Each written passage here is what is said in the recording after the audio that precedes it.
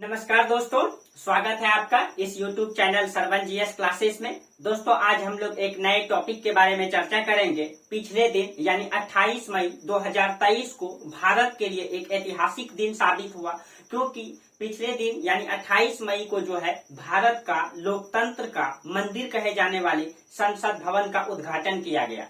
भारत के प्रधानमंत्री श्री नरेंद्र मोदी जी के द्वारा जो है 28 मई 2023 को जो संसद भवन का उद्घाटन किया गया, आज हम लोग उसके बारे में चर्चा करेंगे। हालांकि 28 मई का दिन भारत के लिए ऐतिहासिक सिद्ध हुआ। उस दिन और कई सारी घटनाएं जो है कि हुई, जैसे उसी के शुभ अवसर पर जो है केंद्रीय वित्त मंत्रालय के द्वारा 75 रुपये का सिक्का जारी किया गया न।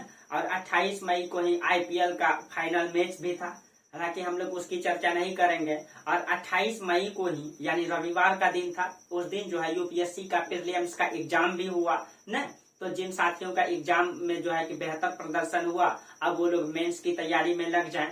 और जिनका बेहतर प्रदर्शन नहीं हो पाया, जो शुरुआत ही किए थे, वो लोग जो है फिर से 24 के लिए जो है स्ट्रेटजी बनाना तैयार कर दें न, और फिर अपने जीवन के संघर्ष को आगे बढ़ाते रहें। हालांकि आज हम लोगों का टॉपिक है संसद भवन के बारे में। जी हाँ दोस्तों, तो हम लोगों का टॉपिक है संसद भवन के बारे में, देश का लोकतंत्र का मंदिर कहे जाने वाली संसद भवन। तो आज हम लोग इसके बारे में चर्चा करेंगे कि भारत के प्रधानमंत्री जी ने जो है नए संसद भवन का उद्घाटन क्यों किया, आखिर क्यों जरूरत पड़ा नए संसद भवन का, पुराने संसद भवन को खारिज क्यों किया जा रहा है, इन सब के बारे में हम लोग चर्चा करेंगे। तो चलिए पहले हम लोग ये चर्चा कर लेते हैं नए संसद भवन को जानने से पहले पुराने संसद भवन के बारे में, तो फिर हम लोगों को ज्यादा समझ में आएगा। देखिए, जो पहले का जो संसद भवन है उसको अंग्रेजों के द्वारा बनाया गया है। जिस समय अंग्रेजी शासन था देश में, तो अंग्रेजों ने उसको कार्यालय के रूप में उपयोग करता था, और उसी को जब अंग्रेज यहाँ से चले गए तो हम लोग उसको संसद भवन के रूप में उपयोग करने लगे। तो चलिए हम लोग देखते हैं, जो पुराना वाला संसद भवन था उसका जो निर्माण कार्य प्रारंभ किया गया था, उसको 1921 में प्रारंभ किया गया था, और उसका वो कंप्लीट हो गया था। 1921 में प्रारंभ किया गया और 1927 में 18 जनवरी 1927 को वो बन करके तैयार हो गया था। यानी उसको बनने में टोटल 6 वर्ष का समय लगा था, और 18 जनवरी 1927 को वो बन करके तैयार हो गया। जब वो बन करके तैयार हो गया तो उसका उद्घाटन उस समय जो है तत्कालीन भारत का जो वायसराय था लॉर्ड इरविन, ठीक है, लॉर्ड इरविन के द्वारा किया गया। लॉर्ड इरविन ने सोने की चाबी से इसका उद्घाटन किया था, जो पहले वाला संसद भवन है, ठीक है। और ये टोटल 6 एकड़ में फैला हुआ है, और इसमें टोटल 12 दरवाजे हैं। इसमें जो है 12 दरवाजे हैं, और ये 3 मंजिला बना हुआ है, ठीक है। और इसमें 144 खंभे लगे हुए हैं, और इस खंभे की जो ऊंचाई है वो 27 फीट है। आप लोग देखे ही होंगे कि ये गोलाकार रूप में बना हुआ है, ये संसद भवन ये गोलाकार रूप में बना हुआ है, और इसमें टोटल 144 खंभे लगे हुए हैं। आप लोग फिगर में जरूर देखे होंगे। और देखिए, और इसका जो डिजाइन तैयार किया था, इसको जो है एडविन लुटियंस ने तैयार किया था, और हर्बर्ट ब्रेकर ने इसको 1911 में तैयार किया था। आप लोग याद कीजिए, पहले भारत की राजधानी कलकत्ता थी, लेकिन 1911 में भारत की राजधानी जो है दिल्ली दरबार की स्थापना की गई, और राजधानी को कलकत्ता से दिल्ली स्थानांतरित किया गया। और उसी समय ये तय कर लिया गया था कि जो है भारत में एक नए भवन का निर्माण किया जाएगा अंग्रेजों ने अपने कार्यालय के लिए, ठीक है। तो 1911 में उसी समय जिस समय राजधानी दिल्ली लाया गया था, उसी समय इसका डिजाइन तैयार किया गया था। किसके द्वारा? एडविन लुटियंस और हर्बर्ट ब्रेकर के द्वारा। और इसका बनने का प्रारंभ कब हुआ? 1921 में, और बन करके तैयार कब हुआ? 1927 में ये बन करके तैयार हुआ, ठीक है। देखिए, और इसमें जो है आप लोग देखे होंगे कि इसके बीच में गोल गुंबद लगा हुआ है, जबकि जो नए संसद भवन बनाए गए हैं उसमें अशोक स्तंभ लगाए गए ऊपर में, जबकि इसमें गोल गुंबद बनाया गया है। और इस गोल गुंबद की जो ऊंचाई है ये 98 फीट है, और इसका जो व्यास है ये 28 फीट है, यानी 98 फीट बहुत ऊंचा है ये, ठीक है। अब देखिए, और इसी में ये बहुत ही ऐतिहासिक संसद भवन रहा है दोस्तों, ठीक है, क्योंकि आपको पता है कि इसी में जो है 8 अप्रैल 1929 ईस्वी को भगत सिंह और बटुकेश्वर दत्त ने बम भी पटका था न, अपनी बातों को रखने के लिए अंग्रेजों के सामने। उस बहरे कानों में जो है आवाज जाने के लिए बीच में बम पटका था इसी में। यानी कि ये बहुत ही मतलब ऐतिहासिक भवन है ये, ठीक है। और इसी में जो देश का जो संविधान तैयार किया गया है न, देश का जो संविधान तैयार किया गया है 1946 से जो 1949 तक संविधान सभा का बैठक हुआ, ये इसी में बैठ करके संविधान को लिखा गया है। इसी में बैठ करके देश का संविधान को लिखा गया है। डॉक्टर भीमराव अंबेडकर द्वारा उस संविधान का प्रारूप इसी में बैठ करके तैयार किया गया है, ठीक है। और सभी संविधान सभा का जितना भी बैठक हुआ ये इसी में बैठ करके तैयार किया गया है, ठीक है। और भारतीयों को सत्ता का हस्तांतरण, यानी अंग्रेजों ने, अंग्रेजी सत्ता का हम लोग गुलाम थे, तो अंग्रेजों ने जो भारत को सत्ता सौंपा तो इसी संसद भवन में सौंपा था पंडित जवाहरलाल नेहरू को, ठीक है। तो भारतीयों को सत्ता का हस्तांतरण भी जो है इसी संसद भवन में किया गया था। तो जब ये दोस्तों ये संसद भवन इतना ऐतिहासिक है, इतना महत्वपूर्ण है, इतना ऐतिहासिक भवन है, तो फिर नए संसद भवन की आवश्यकता क्यों पड़ी? नए संसद भवन की आवश्यकता क्यों पड़ी इसके बारे में देखिए। तो नए संसद भवन की आवश्यकता क्यों? तो देखिए इसमें जो मतलब इसमें आपको पता है कि इसमें लोकसभा और राज्यसभा बनाया गया है। एक तरफ लोकसभा एक तरफ राज्यसभा है, ठीक है। तो इसमें जो लोकसभा की सीट है ये 552 सीट है, ठीक है। और इतना ही है क्योंकि उस समय बनाया गया था अंग्रेजों के द्वारा, तो उस समय जनसंख्या कम था, उस परिस्थिति के अनुसार बनाया गया था। टेक्नोलॉजी भी उतना बेहतर तरीके से नहीं किया गया था, ठीक है, क्योंकि उस परिस्थिति के अनुसार बनाया गया था। 1927 में ही बन के कम्प्लीट हुआ है, ठीक है। तो उस परिस्थिति के अनुसार कहीं कहीं ये बेहतर भवन था, लेकिन वर्तमान में जनसंख्या बढ़ी, टेक्नोलॉजी बढ़ा, ठीक है, जिसके कारण से इसकी आवश्यकता जो है कुछ न कुछ इसमें कमी महसूस होने लगा। जैसे इसमें सीट जो है लोकसभा की सीट 552 है, जो बढ़ाया नहीं जा सकता है क्योंकि जगह उसमें कम पड़ा जा रहा है। उसके बाद जो राज्यसभा की सीट है इसमें 252 तक मतलब सीमित है, इससे ज्यादा नहीं हो सकता है, ठीक है। उसके बाद जो है ये जो संसद भवन बनाया गया है उस समय ये भूकंप जोन 2 में आता था, लेकिन प्लेट के खिसकाव के कारण वर्तमान ये भूकंप जोन 4 में आ रहा है, ठीक है, 4 में आ रहा है। अब पहले भूकंप जोन 2 में आ रहा था, अभी भूकंप क्षेत्र 4 में आ रहा है। अब अगर इसमें 4 मतलब रिएक्टर स्केल का भूकंप अगर आ जाए तो इसकी गिरने की संभावना है। अगर ये अचानक गिर जाएगा, ठीक है, तो फिर देश का काम किसमें चलेगा? इसीलिए नया संसद भवन तैयार किया गया। तो इसकी आवश्यकता इसी कारण से पड़ा। प्लस में ये 100 साल पुराना हो चुका है और ये कहीं कहीं गिरने की इसकी संभावना है। इसका जो वैलिडिटी है वो धीरे धीरे कम होता जा रहा है, ठीक है। उसके बाद और इसमें कई सारा दिक्कत आ रहा है, जैसे संयुक्त बैठक, जब राज्यसभा लोकसभा का दोनों का संयुक्त बैठक बुलाया जाता है तो उसमें व्यक्ति को बैठने में दिक्कत होता है। इसका जो सेंट्रल हॉल बनाया गया है इसमें एक सेंट्रल हॉल है जिसमें संयुक्त बैठक बुलाया जाता है, उसका क्षमता मात्र 440 सदस्य का है, जबकि लोकसभा और राज्यसभा को मिला दिया जाए तो लगभग 790 सदस्य हो जाते हैं। तो इन सारी समस्याओं के कारण इसकी सीट जो है कम है, लिमिट है, ठीक है। प्लस में ये भूकंप क्षेत्र 2 से 4 में आ गया है, जो कभी भी भूकंप आने पर गिर सकता है। दूसरा ये 100 साल पुराना हो चुका है, यानी इसकी वैलिडिटी भी कम हो गई है। प्लस में संयुक्त बैठक को बुलाने में बहुत ही दिक्कत होती है, बहुत परेशानी होती है, जिसके कारण से भारत के प्रधानमंत्री नरेंद्र मोदी जी ने यह निर्णय लिया कि देश को एक नया संविधान मतलब संसद भवन दिया जाए, ठीक है, देश का एक नया लोकतंत्र का मंदिर दिया जाए। इसीलिए मोदी जी ने जो है ये फैसला लिया था। कब? तो फैसला लिया था 2020 में कि नए संसद भवन बनाया जाए, और 28 मई 2023 को यानी कि पिछले दिन 28 मई 2023 को देश के प्रधानमंत्री श्री नरेंद्र मोदी जी ने इसका उद्घाटन भी किया। आप लोग देखे भी होंगे न्यूज न, तो ये ध्यान में रखिएगा, क्वेश्चन भी पूछ सकता है इससे। तो 28 मई 2023 को उद्घाटन किसने किया? तो देश के प्रधानमंत्री जी ने न। अब देखिए, अब इसमें जो है इसका मतलब इसका घोषणा कब किया गया था? तो इसका घोषणा जो है आवास और शहरी मंत्रालय द्वारा 2019 में सेंट्रल विस्टा पुनर्वास परियोजना की संकल्पना की गई, ठीक है। तो किसके द्वारा? आवास एवं शहरी मंत्रालय द्वारा 2019 में सेंट्रल विस्टा पुनर्वास परियोजना की संकल्पना की गई, और उसके तहत इसके बाद क्या हुआ? 10 दिसंबर 2020 को देश के प्रधानमंत्री नरेंद्र मोदी जी ने, ठीक है, नए संसद भवन का शिलान्यास किया न। नए, यानी कि मतलब इसने जो है सेंट्रल विस्टा परियोजना लाया 2019 में, और 2020 में 10 दिसंबर को मोदी जी ने नए संसद भवन का शिलान्यास किया और 28 मई 2023 को बन करके ये तैयार हो गया। ठीक है, 28 मई मतलब ये बन करके तैयार हो गया और 28 मई को इसका उद्घाटन भी किया गया। आप लोग न्यूज में देखे ही होंगे। ठीक है, उसके बाद इसका जो डिजाइन तैयार किया गया है, इसका डिजाइन विमल पटेल ने किया है, जबकि पुराने वाला का डिजाइन एडविन लुटियंस और हर्बर्ट ब्रेकर ने किया था। ठीक है, और इसका निर्माण कार्य किसने किया है, तो टाटा प्रोजेक्ट कंपनी के द्वारा इसको पूरा किया गया ने, टाटा प्रोजेक्ट के द्वारा। और इसका क्षेत्रफल कितना है, तो 64,500 वर्ग मीटर में ये फैला हुआ है और इसका आकार त्रिकोणी है, जबकि इसका आकार कैसा है, इसका आकार गोलाकार था, वृत्ताकार, और इसका आकार त्रिकोणी, आप लोग देखे ही होंगे। और इसमें जो टोटल खर्च आया है, इसमें टोटल खर्च जो है 12,000 करोड़ का आया है। ठीक है, जबकि इसको बनाने में लगभग 87,000 रुपये का खर्च आया था उस समय।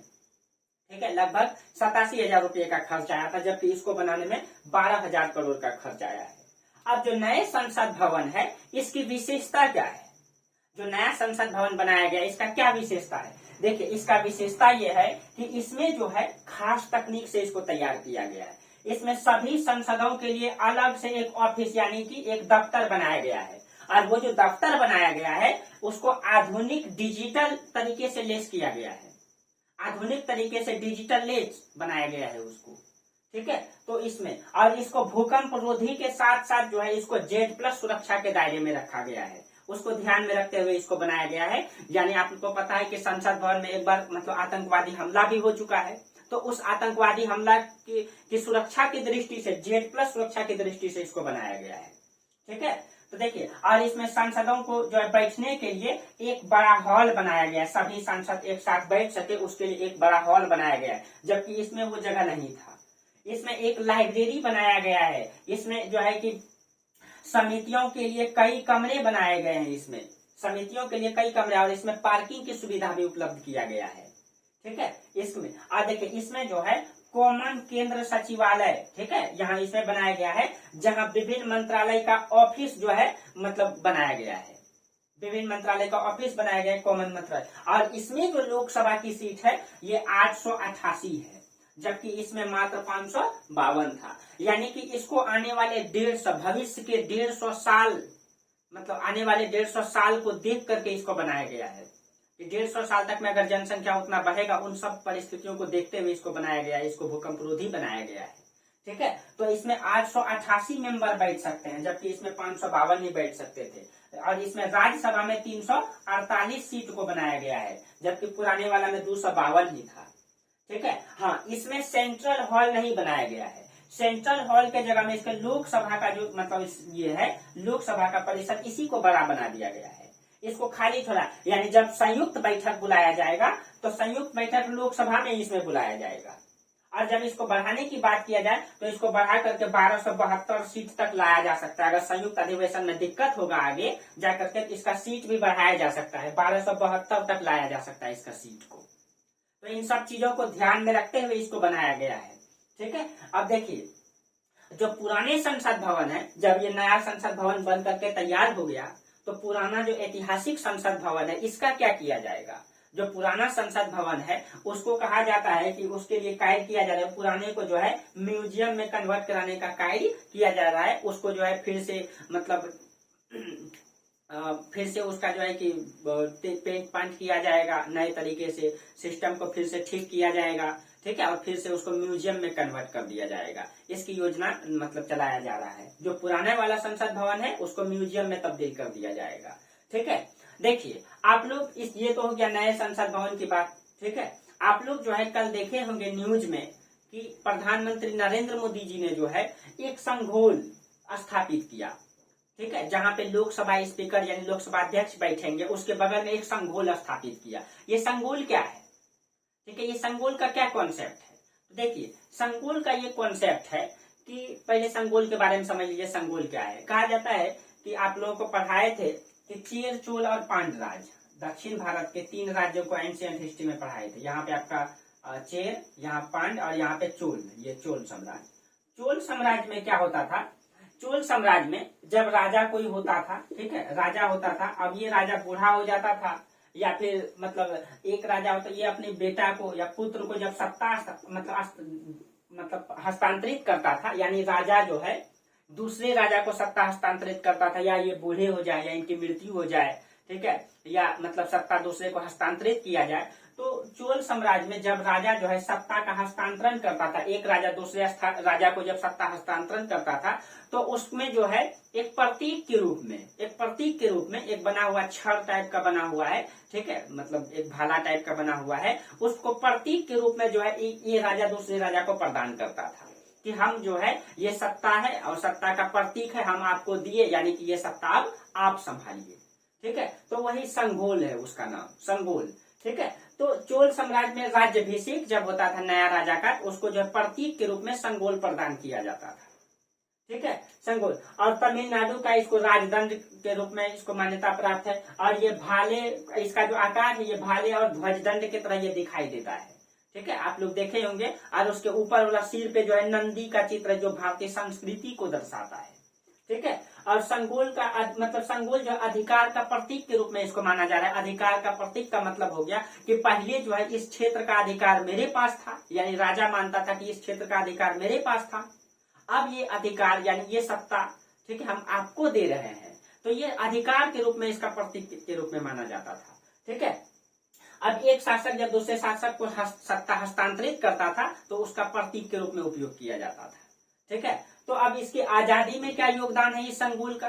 देखिए, जब हमारा देश आजाद हुआ 1947 में, तो अंग्रेजों के हाथों से जब भारत को सत्ता सौंपा जाना था, तो उस समय भारत का जो अंतिम मतलब वायसराय था लॉर्ड माउंटबेटन ने बोला भारत के प्रधानमंत्री पंडित जवाहरलाल नेहरू को कि जब हम आपको सत्ता हस्तांतरित करेंगे, आपको सत्ता देंगे, तो उस दिन आप कोई योजना मतलब रखिएगा, कोई समारोह रखिएगा, तो उस समारोह में क्या कीजिएगा, क्या प्रोग्राम बनाइएगा, आप हमको बताइए उसके बारे में, ठीक है।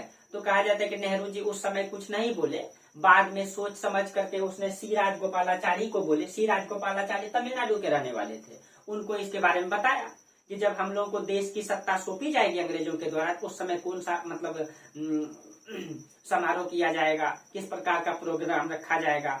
तो सी राजगोपालाचारी ने इसी के बारे में बताया चोल साम्राज्य, क्योंकि ये खुद दक्षिण के रहने वाले थे, ठीक है। तो ये मतलब ये सिस्टम नेहरू जी को अच्छा लगा, तो नेहरू जी ने क्या किया, सी राजगोपालाचारी को ही बोल दिया कि आप जो है दक्षिण मतलब तमिलनाडु में ही, ठीक है, संगोल को बनाने के लिए आप ऑर्डर दे दीजिए। तो सी राजगोपालाचारी ने ही मतलब चेन्नई के एक सोनार के दुकान में जो है कंपनी के दुकान में ये संगोल को बनाने का ऑर्डर दे दिया, ठीक है। और वहां के चेन्नई के 2 कलाकारों ने इसको बना करके तैयार किया, ठीक है। और कहा जाता है कि ये अभी भी जीवित है, उनको याद है अभी भी कि किस प्रकार से वो इसको डिजाइन तैयार करके दिया था नेहरू जी को, ठीक है। तो वो संगोल को जो है कि 2 मतलब कलाकारों ने तैयार किया था। उसके बाद जो है वो चांदी का बना हुआ है और उसमें सोना का परत चढ़ा हुआ है, और उसके ऊपर में नंदी का चित्रांकन है ये संगोल का। तो अब उसको बना करके फिर दिल्ली लाया गया, चेन्नई से दिल्ली ला करके अंतिम वायसराय लॉर्ड माउंटबेटन को दिया गया। और जब जिस दिन आजादी देनी थी भारत को, तो लॉर्ड माउंटबेटन ने उसी दिन उस संगोल को जो है प्रधानमंत्री जो है जवाहरलाल नेहरू को वो सौंपा, यानी बोला कि हम आपको प्रतीक के रूप में, पहले भारत की सत्ता हमारे हाथों में थी, यानी अंग्रेज माउंटबेटन बोले हमारे हाथों में थी, अब हम सत्ता आपके हाथों में सौंपते हैं। तो उस संगोल को जो है सत्ता का हस्तांतरण का प्रतीक के रूप में उपयोग किया गया था, ठीक है। इसीलिए नरेंद्र मोदी जी ने जब संसद भवन को चेंज किया, नए संसद भवन को लाया, तो इसीलिए उसी संगोल का इस्तेमाल एक प्रतीक के रूप में किया, नए संसद भवन में उसको स्थापित किया, वही है संगोल, ठीक है। यही है आपका संगोल। अब देखिए, तो यानी पिछले दिन यानी 28 मई को ही, ठीक है, भारत के केंद्रीय वित्त मंत्रालय ने ये ऐलान किया 75 रुपए के सिक्का जारी करने का, न 75 रुपए की सिक्का जारी करने का, उसी शुभ अवसर पे ऐलान किया। नए संसद भवन की मतलब उद्घाटन के शुभ अवसर पर जो है उसने 75 रुपए के सिक्के जारी करने का ऐलान किया ने। और ये जो 75 रुपए की सिक्का है ये कलकत्ता के टकसाल में बनाया गया है, ढाल करके बनाया गया है, ठीक है। और इसको याद रखिएगा, ये 4 धातुओं से मिलकर के बनाया गया है, इसको मिला करके बनाया गया है। ये क्वेश्चन पूछ भी सकता है। इसमें आपका 4 धातु में चांदी है, तांबा, निकल और जिंक है। और चांदी 50% है, तांबा 40% और निकल और जिंक 5-5% का उपयोग किया गया है। और इसका पूरा वजन जो है ये 35 ग्राम का है। और ये जो सिक्का है ये प्रचलन में रहने वाला सिक्का नहीं है, इसको जो है स्मारक सिक्के कहा जाता है। इसकी खरीद बिक्री नहीं किया जा सकता है, ठीक है। यानी कि आप कुछ सामान खरीदने में और बिक्री करने में इसका इस्तेमाल नहीं करते। ये स्मारक सिक्का है। ये स्मारक सिक्का क्या होता है, किसी विशेष शुभ अवसर पर जारी किया जाता है, ठीक है। जैसे देश को जो है नया संसद भवन प्राप्त हुआ, ठीक है, इसलिए इसी शुभ अवसर पर जो है केंद्रीय वित्त मंत्रालय ने ये स्मारक सिक्का जारी किया। और ये मतलब सामान्यतः चांदी के ही होते हैं, ठीक है, सामान्यतः ये चांदी के होते हैं, ठीक है। लेकिन ऐसे भी इसको बनाया जाता है, ठीक है, तो ये अक्सर चांदी के होते हैं, ठीक है। इसीलिए इसको जो है स्मारक सिक्के कहा जाता है। और सबसे पहले स्मारक सिक्के जारी कब किया गया था, तो 1964 ईस्वी में सबसे पहले भारत में जो है स्मारक सिक्के जारी किया गया था, पंडित जवाहरलाल नेहरू के सम्मान में, ठीक है, स्मारक सिक्के जारी किया गया था। और ये इस सिक्के को जो है आप खरीद भी सकते हैं, ठीक है, आप खरीद भी सकते हैं। ये भारत प्रतिभूति निर्माण और निर्माण निगम लिमिटेड वेबसाइट में जाकर के, ठीक है, सिक्का में जाकर के आप उसमें पूरा तरीके से सर्च मार के आप इसको खरीद भी सकते हैं। ये सिक्का एल्युमिनियम का भी बनाया जाता है धातु, जिस धातु का रहेगा उस धातु के अनुसार आपको जो है कि रेट देना पड़ेगा, ठीक है। बस एक शौक के लिए आप खरीद सकते हैं, इसका खरीद बिक्री नहीं किया जा सकता है मार्केट में इसका प्रचलन, ठीक है। ये स्मारक सिक्के हैं, ठीक है। तो ये सारी घटनाएं पिछले दिन का है, यानी नए संसद भवन का। अब देश को जो है एक नया संसद भवन मिल गया न, और ये 75 रुपए की सिक्का भी जारी किया गया, जो करेंट अफेयर्स में क्वेश्चन में पूछा जा सकता है। और प्रधानमंत्री ने उस अवसर पे जो है कि संगोल को भी स्थापित किया न, जहाँ पे लोकसभा स्पीकर यानी कि लोकसभा अध्यक्ष जहाँ बैठेंगे उसके बगल में इसको स्थापित किया गया। और नया संसद भवन बहुत ही विशाल है, बहुत ही भव्य है, पुराने से 3 गुना बड़ा क्षेत्रों में फैला हुआ है। और उसके ऊपर में जो है जो देश का राष्ट्रीय प्रतीक है अशोक स्तंभ को स्थापित किया गया है, जो कांसा का बना हुआ है। आप लोग उसको देखे भी होंगे कि उसमें जो है 4 शेर को दर्शाया गया है कि भारत जो है चारों दिशाओं में एक स्वतंत्र राज्य के रूप में फैला हुआ है, ठीक है, अखंड देश के रूप में फैला हुआ है, ठीक है।